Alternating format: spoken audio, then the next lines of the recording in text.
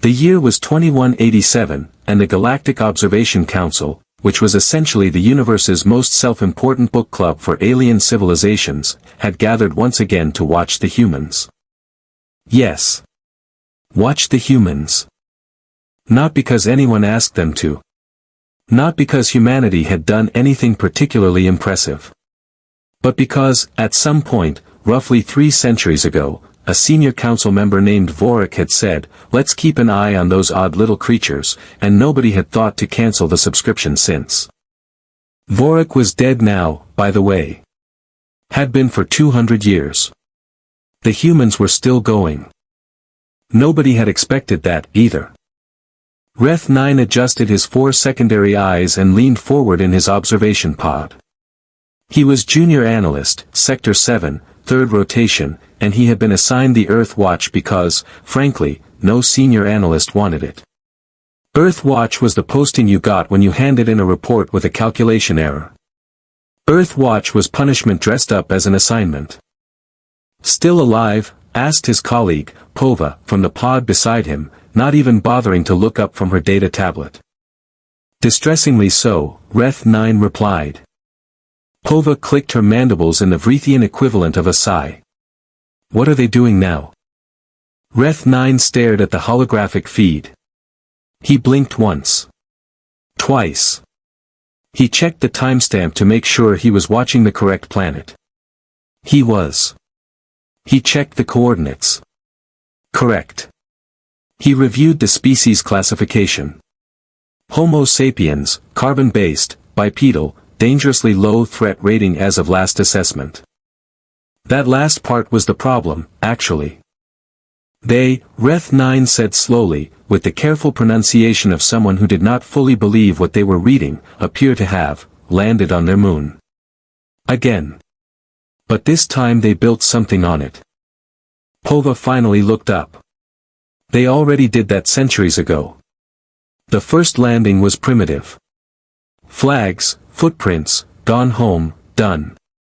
Yes, well. Reth 9 pulled up the feed on the wide display. This time they brought furniture. The structure on Earth's moon was not large by galactic standards. The Drathian Collective had constructed a space station the size of a small continent. The Yev Empire had 3 artificial suns. Even the notoriously lazy Borg had managed a mining colony on 14 separate moons across their star system. Humanity's lunar outpost was, by comparison, the size of what their own data catalogs described as a mid-range shopping center.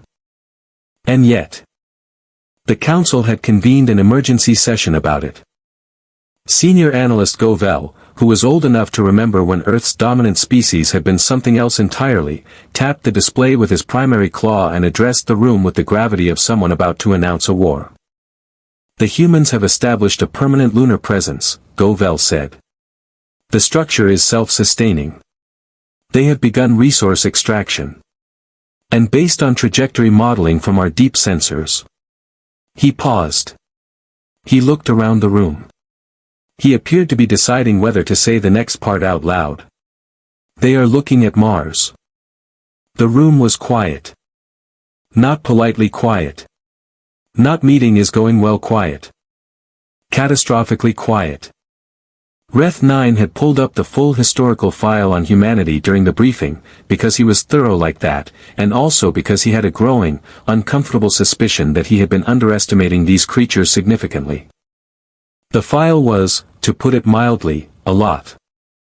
Humanity had, at various points in their recorded history, nearly wiped themselves out at least 4 separate times, bounced back from each one faster than the models predicted, invented weapons capable of ending their civilization and then decided, mostly, not to use them, developed a global communications network that they primarily used to argue with strangers and share images of small domestic animals, and survived a planetary atmospheric crisis by complaining loudly about it for several decades and then, somewhat grudgingly, doing something about it. None of this, Reth 9 noted, was behavior that fit neatly into any known category. The Drathians, when faced with extinction, had asked for help. The Yev had conquered their way out of problems. The Borg had simply gone to sleep for a few centuries and waited. Humans, apparently, had just kept going. Loudly. With snacks.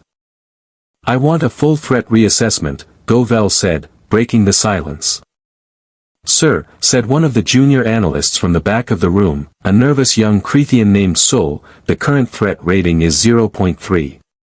Negligible. I am aware of what it currently says."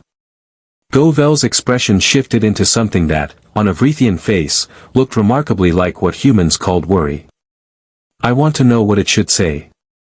Reth 9 stared at the feed again. On the surface of the moon, a human in a white suit was planting something in the gray dust. He zoomed in. It was a garden. They were starting a garden on the moon. He opened a new document. At the top, he typed, "Preliminary Reassessment, Earth Species, Threat Classification Review." Then he sat back, looked at that little garden in the gray lunar dust, and thought very carefully. He typed, "We may have made a mistake." The reassessment report took Reth 9 48 hours to complete. This was not because the data was complicated. It was because he kept stopping, staring at the human feed, watching something new happen, and having to add another section. By the time he submitted it, the document was 3 times the requested length, and he had developed what his species medical database classified as stress-induced antenna drooping. Pova read the summary over his shoulder without asking permission, which was rude, but Reth 9 had stopped caring about office etiquette approximately 30 hours into watching humanity build a second lunar greenhouse. "You rated them a 7.4, Pova said. "Yes. The Yev Empire, at their peak, was rated a 6.8. "I am aware." Pova set down her tablet. She pulled up the feed herself. She watched in silence for a long moment. On screen, 2 humans in suits were having what the translation module identified as an argument about which direction a wall should face, while simultaneously repairing a broken oxygen recycler with what appeared to be spare parts from a kitchen appliance. "Make it a 7.6, Pova said quietly, and went back to her desk. Govell did not take the report well. This was putting it gently. What Govell actually did was read the executive summary, stand up from his chair, walk to the observation window that overlooked the council chamber, stand there for a very long time, and then say, in a voice stripped entirely of its usual authority, "How long have they been doing this?" "Doing which part specifically, sir?" Reth 9 asked. "All of it." Reth 9 checked his notes. "The aggressive expansion drive appears to be biological. It predates their written history. They have been, in one form or another, moving toward things that frighten them for as long as we have records." Govell turned around. "Things that frighten them?" "Yes, sir. They appear to find something deeply unsatisfying about staying still." Reth 9 paused. "Our xenopsychology team has a term for it. They reviewed the human literature archive last cycle. Apparently the humans have a saying. Something along the lines of, 'The horizon is not the end, it is simply the next starting point.'" The room absorbed this. Sol, the nervous Cretan from the back row, raised a small claw. "Sir, if I may, I ran a projection model last night. I could not sleep." He said this without embarrassment, which suggested he had also been watching the feed. If humanity maintains its current rate of expansion, adjusted for historical setback recovery speed, they will reach the outer belt of this star system within 60 years. Govell stared at him. 60. Give or take a decade for disasters. Sol pulled up the chart. They are very fast after disasters. What nobody in that room said out loud, but everyone was absolutely thinking, was this: the Galactic Observation Council had existed for 11,000 years. In that time, they had watched 412 species achieve spaceflight. Of those, 309 had plateaued within 2 centuries. 61 had collapsed. 38 had reached a stable, modest galactic presence, claimed a few systems, and settled into comfortable irrelevance.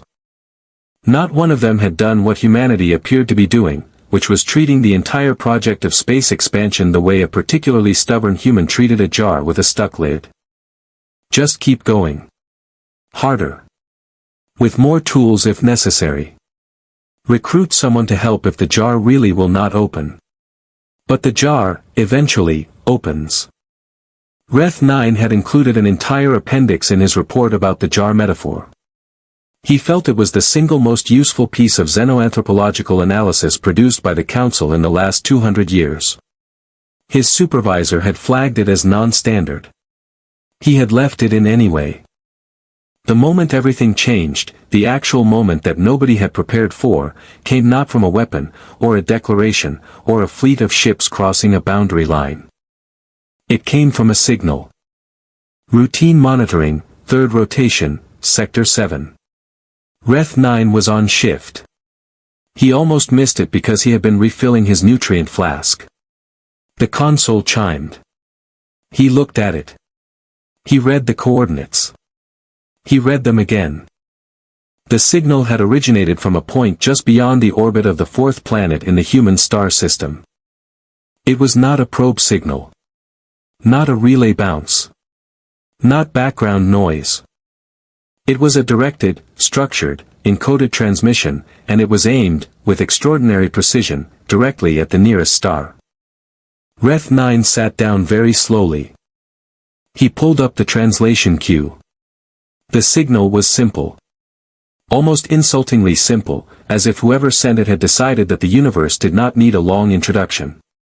4 words, repeated on a loop, broadcast outward in 47 frequencies simultaneously.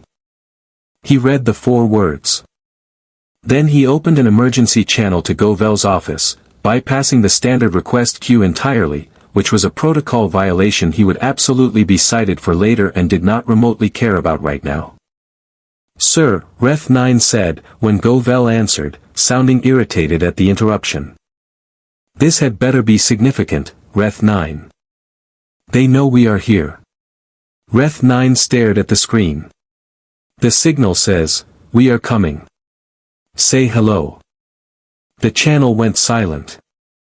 Somewhere on the blue planet turning slowly on the feed, someone looked up at the stars. Reth 9 had the uncomfortable, certain, irreversible feeling that the universe had just gotten considerably more interesting. Nobody, not once, in 11,000 years of watching, had expected this.